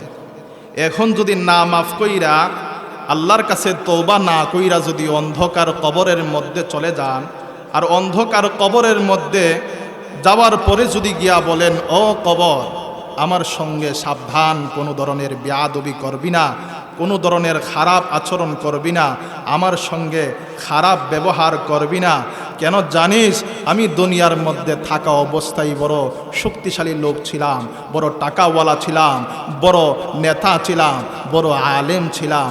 মুহতারাম হাজরিন, এই কথা বললে কোনো লাভ হবে না, কোনো লাভ হবে না। কবর কিন্তু কোনো টাকাওয়ালা চিনবে না, কবর কিন্তু কোনো বড় আলেমকে চিনবে না, কবর কিন্তু বড় বাহাদুরকে চিনবে না, কবর কিন্তু বড় হিম্মতওয়ালাকে চিনবে না, কোনো নেতাকে চিনবে না। কবর শুধু একমাত্র নেক আমল আর নেক আমল চিনবে। কথা কোন ঠিক কিনা? মুহতারাম হাজরিন, কবর যে শুধু নেক আমল আর নেক আমল চিনবে, তার বাস্তব একটা দৃষ্টান্ত, তার বাস্তব একটা ঘটনা। আল্লাহর নবী, বিশ্বনবী রহমাতুল্লিল আলামিনের কন্যা, আদরের কন্যা হযরতে ফাতেমা রাদিয়াল্লাহু তাআলা আনহার একটা ঘটনা। হযরতে ফাতেমা রাদিয়াল্লাহু তাআলা আনহার স্বামীর নাম কি ছিল? হযরতে আলী রাদিয়াল্লাহু তাআলা আনহু। তো আলী রাদিয়াল্লাহু তাআলা আনহু প্রত্যেক দিন আল্লাহর নবীর পিছনে নামাজ আদায় করতেন। তো ফজরের যেই নামাজটা, ফজরের নামাজ আদায় কইরা সঙ্গে সঙ্গে মসজিদ থেকে বাহির হয়ে যাইতো না, আল্লাহর নবীর নসিহত শুনতেন, এরপরে কোরআন তেলাওয়াত করতেন, এরপরে এশরাকের সময় হইলে এশরাকের নামাজ আদায় কইরা বাড়িতে যাইতেন।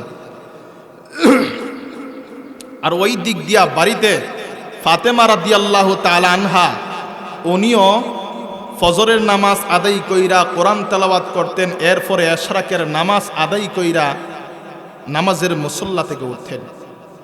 প্রত্যেক দিন আলী রাদিয়াল্লাহু তাআলা আনহু মসজিদ থেকে বাড়িতে যখন যাইতেন, বাড়িতে গিয়া দেখতেন ফাতেমা নামাজের মুসল্লাই হয়তো দোয়ারত অবস্থায় আছে, আর না হই নামাজরত অবস্থায় আছে। সুবহানাল্লাহ। তো প্রত্যেক দিন যখন এই রকম দেখতেন, হঠাৎ করে একদিন আলী রাদিয়াল্লাহু তাআলা আনহু ফজরের পরে যেই রকমভাবে আমল টামল করতেন, ওই দিন আর আমল করলেন না। সালাম ফিরাইবার সঙ্গে সঙ্গে বাড়িতে চলে গেলেন।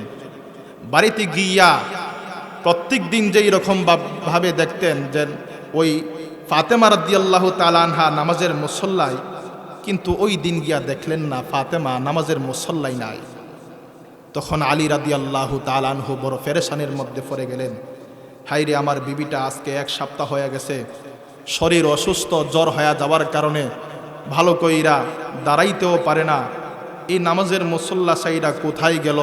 প্রত্যেক দিন তো আয়সা নামাজের মুসল্লাই দেখতাম, আজকে কোথায় গেল?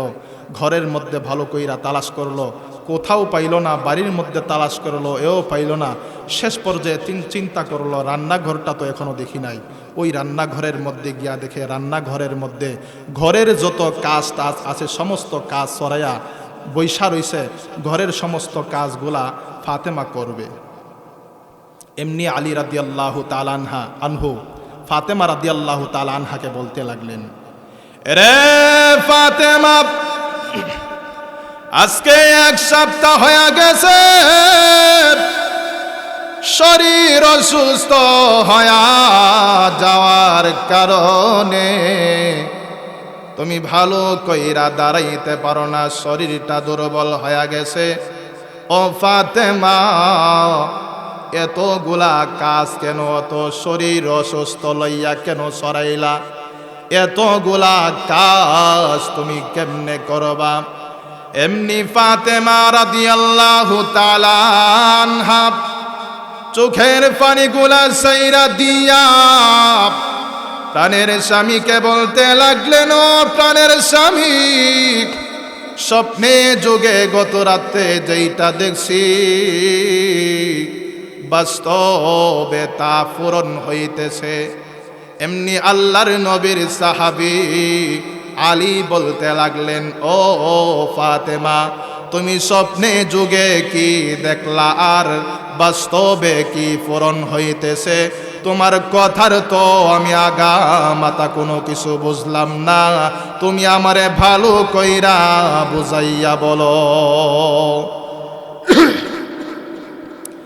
এমনি ফাতেমা রাদিয়াল্লাহু তাআলা আনহা আলী রাদিয়াল্লাহু তাআলা আনহুকে বলতে লাগলেন, ও প্রাণের স্বামী, গত রাত্রি বেলা স্বপ্নে যোগে আমার আব্বাজি বিশ্ব নবীজিকে দেখছি। ও প্রাণের স্বামী, আমার আব্বাজি আমারে স্বপ্নের যুগে জানাইয়া দিছে, ও ফাতেমা, আজকে তুমি সেহরি খাইবা তোমার সন্তান এবং স্বামীর সঙ্গে, কিন্তু ইফতারি তোমার স্বামী এবং সন্তানের সঙ্গে করতে পারবা না। আমি বাবার সঙ্গে কবরের মধ্যে ইফতারি করবা। ও ফাতেমা, এই কথার অর্থ হইল আজকে আসরের পরে মাগরিবের আগ মুহূর্তে যেই কোনো একটা টাইমে, যেই কোনো একটা সময়ে তুমি ইন্তিকাল করে ফেলবা। হযরতে ফাতেমা রাদিয়াল্লাহু তাআলা আনহা স্বামীরে যখন এই কথা বলল, স্বামী তো স্ত্রীর মৃত্যুর খবর শুইনা আর চোখের পানি ঘোলা দইরা রাখতে পারে নাই। ও ভাই, কোন স্বামী যদি স্ত্রীর কাছে এই কথাগুলা শুনে, কোন স্বামী ওই চোখের পানিগুলা ধইরা রাখতে পারবে না। কথা কোন ঠিক কিনা? ও ভাই, আবার যদি কোনো স্বামী স্ত্রীর কাছে যদি বলে, রে প্রাণের বিবি, আমি ইন্তিকাল করে ফেলবো, কোনো বিবি স্বামীর মৃত্যুর খবরটা শুইনা বরদাস্ত করতে পারবে না। ওই আলী রাদিয়াল্লাহু তাআলা আনহু বিবির মৃত্যুর খবর শুইনা আর চোখের পানিগুলা ধইরা রাখতে পারে নাই। চোখের পানিগুলা ধইরা, চোখের পানিগুলা সাইরা সাইরা কাঁদে। হযরতে ফাতেমা স্বামীর হাতে দইরা দইরা কাঁদে আর স্বামীর কাছে বলে, ও প্রাণের স্বামী, আমার আব্বা বিশ্ব নবী যেহেতু আমারে বলে দিয়েছে আর দুনিয়ার জমিনে থাকতে পারবো না, আমার বিশ্ব নবী আমার আব্বার কথা ডাইরেক্ট সত্য হবে, এই জন্যে যেহেতু ইন্তিকাল করে ফেলবো, স্বামী গো, আপনার কাছে যেই দিন আমার আব্বা বিবাহ দিয়া দিছে, ওই দিন থেকে নিয়া এই পর্যন্ত ও প্রাণের স্বামী উঠতে বসা উঠা বসা করতে গিয়া কত ধরনের কত রকমের কষ্ট দিয়েছি। স্বামী গো, আপনার ভালো কইরা খেদমত করতে পারি নাই। ও প্রাণের স্বামী, আমার প্রতি যদি কোনো ধরনের দাবি রাখেন, আমারে যদি আপনি না মাফ করেন, আমার মহান আল্লাহ আমারে মাফ দিব না। হ্যাঁ প্রাণের স্বামী, আপনি আমারে ক্ষমা করে দিন গো। ও প্রাণের স্বামী, আমারে মাফ করে দেন। হযরতে আলী চোখের পানিগুলা সাইরা দিয়া কাঁদে আর বলে, বিবি রে, তোমারে কি মাফ দিব? তোমার মতো স্ত্রী পাইয়া বড় ভাগ্যবান আমি ও প্রাণের বিবি। এত ভাগ্যবান স্ত্রী পাইয়া আমি আলী বুঝতে পারি নাই, আমি আলী কদর করতে পারি নাই। ও বিবি, তোমারে কোনো দিন ভালো একটা কাপড় পরাইতে পারি নাই বিবি রে, কোনো একটা দিন তোমারে পেট ভরাইয়া খাওয়াইতে পারি নাই রে বিবি। তোমার হকগুলা আমি পূরণ করতে পারি নাই।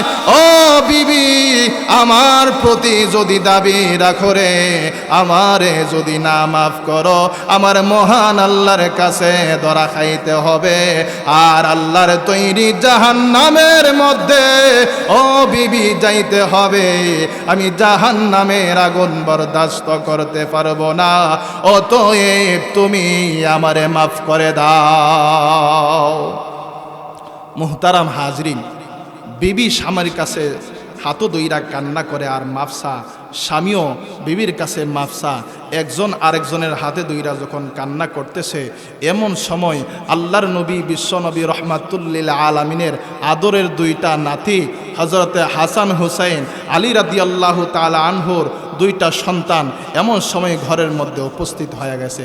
উপস্থিত হইয়া মা বাবার চেহারার দিকে লক্ষ্য কইরা দেখে মা বাবা এমনভাবে কান্নাকাটি করতেছে। তখন হযরতে হাসান হুসাইন বলতে লাগলেন, ও আমাদের মা বাবা, আপনারা এই রকমভাবে যে কান্নাকাটি করতেছেন, আমরা তো আমাদের জীবনে কোনোদিন দেখি নাই এই রকমভাবে কান্নাকাটি করতে। ও আমাদের মা বাবা, আপনাদের কি হয়েছে? কোন কারণে, কোন ব্যথায় আপনারা কান্না করতেছেন? মাকে বলতে লাগলেন, ও মা, আমার আব্বা কি কোনো কিছু বলছে? যদি বইলা থাকে তাহলে আমার কাছে বলুন, দেখি কোনো সমাধান করতে পারি কিনা।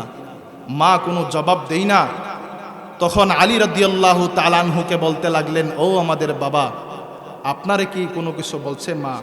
যদি বইলা থাকে তাহলে আমাদের কাছে বলুন, আমরা দেখি সমাধান করতে পারি কিনা। মা বাবার কাছে যখন এইরকম ভাবে বলতে লাগলেন, মা বাবা কোনোভাবেই উত্তর দিতেছে না।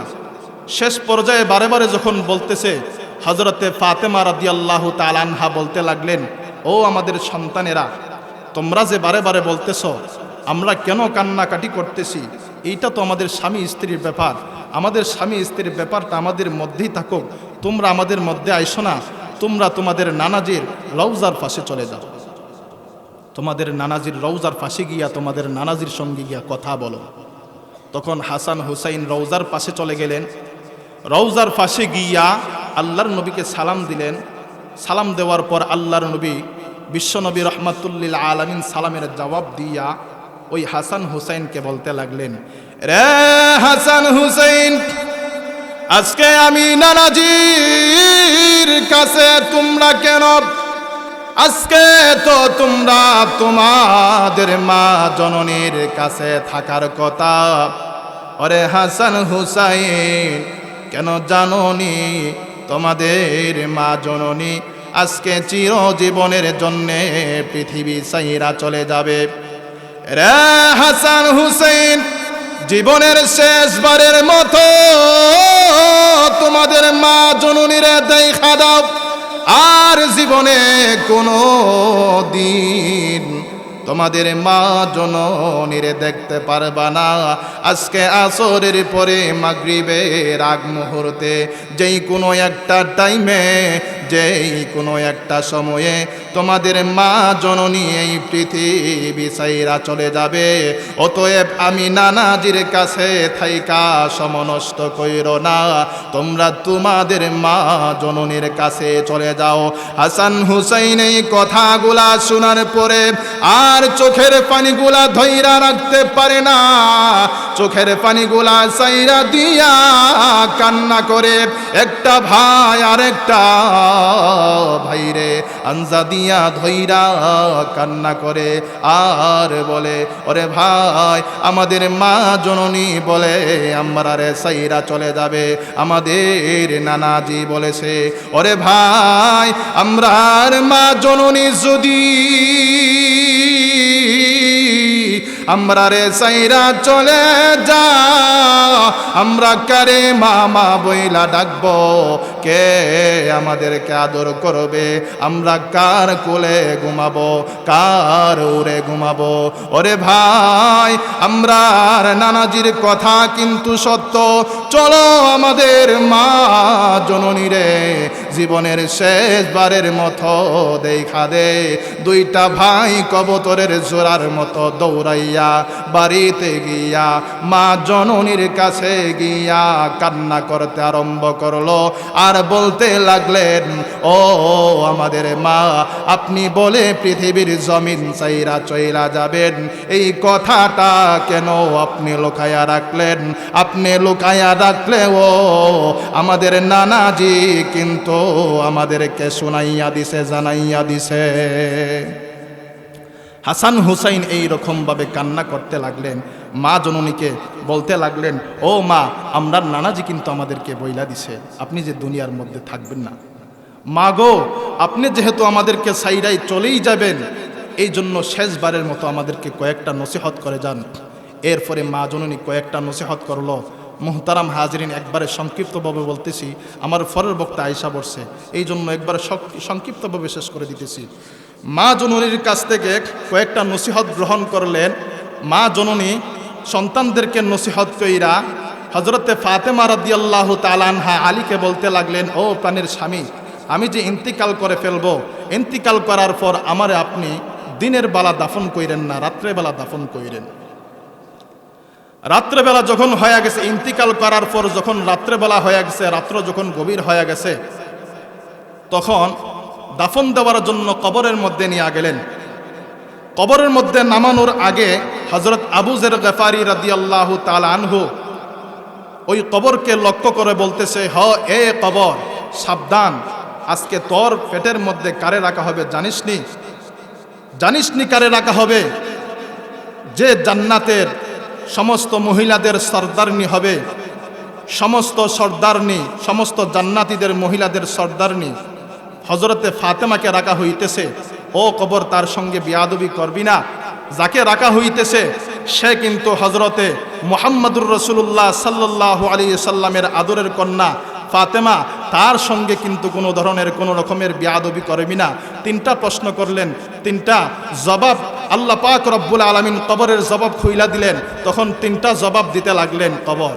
হযরত আবু যর গফারিকে লক্ষ্য করে বলতে লাগলেন, হে আবু যর গফারি, আপনি যে বলতেছেন জান্নাতের যুবকদের সরদারদের মাকে রাখা হবে, আমি জান্নাতের যুবকদের মা, যুবকদের সরদারদের মাকে আমি চিনি না। আল্লাহর নবী, বিশ্ব নবী রহমাতুল লিল আলামিনের আদরের কন্যাকে আমি চিনি না। ও আবু যর গফারি, হযরতে ফাতেমাকে আমি চিনি না। আমি শুধু চিনি নেক আমল আর নেক আমল। মুহতারাম হাজরিন, হযরতে ফাতেমা রাদিয়াল্লাহু তাআলা আনহার বেলা কি জবাব দিছে কবর। আল্লাহর নবীর আদরের কন্যা ফাতেমা হইয়াও কবরের পক্ষ থেকে এই রকম জবাব পা, আর আমরা সাধারণ মানুষ, আমাদের অবস্থাটা কি হবে? আমাদের অবস্থাটা বড় ভয়াবহ হবে। এই জন্য মৃত্যুবরণ করার আগে আগে আমাদের জীবনের সমস্ত গুনাহগুলাকে দূর কইরা কবরের মধ্যে যাইতে হবে। নিজের গুনাহগুলাকে যদি দূর করতে পারি, তওবা কইরা যদি মাফ করাইতে পারি, তাহলে অন্তরের মধ্যে, কলবের মধ্যে আল্লাহর প্রতি ভয় আসবে। আর ভয় আসলে আল্লাহর হুকুমগুলা, আল্লাহর ইবাদতগুলা আমরা ঠিকঠাকভাবে আদায় করতে পারবো, পরিপূর্ণভাবে আমরা আদায় করতে পারবো। কেননা মহান আল্লাহ পাক রব্বুল আলামিন আমাদেরকে এই পৃথিবীর মধ্যে পাঠিয়েছেন ওই শুধু একমাত্র আল্লাহর ইবাদত করার জন্যে। এই জন্য আল্লাহর ইবাদত করতে হবে। কেননা মহান আল্লাহ এক নম্বর নসিহত করেছেন, আল্লাহ ব্যতীত অন্য কাহারও ইবাদত করা যাবে না। মুহতারাম হাজরিন, এই জন্য আমরা যাতে সর্বদা সবসময় আল্লাহর ইবাদত করতে পারি, আল্লাহর যাতে সেজদা দিতে পারি, পরিপূর্ণভাবে যাতে ৫ ওয়াক্ত নামাজ আদায় করতে পারি, এই আমার এই নসিহতের উপর আমাদের সকলকে আল্লাহ পাক রব্বুল আলামিন আমল করার তৌফিক দান করুক। সকলে বলি আমিন। ওয়া আখিরু দাওয়ানা আলহামদুলিল্লাহি রাব্বিল আলামিন। আসসালামু আলাইকুম ওয়া রাহমাতুল্লাহি ওয়া বারাকাতুহু।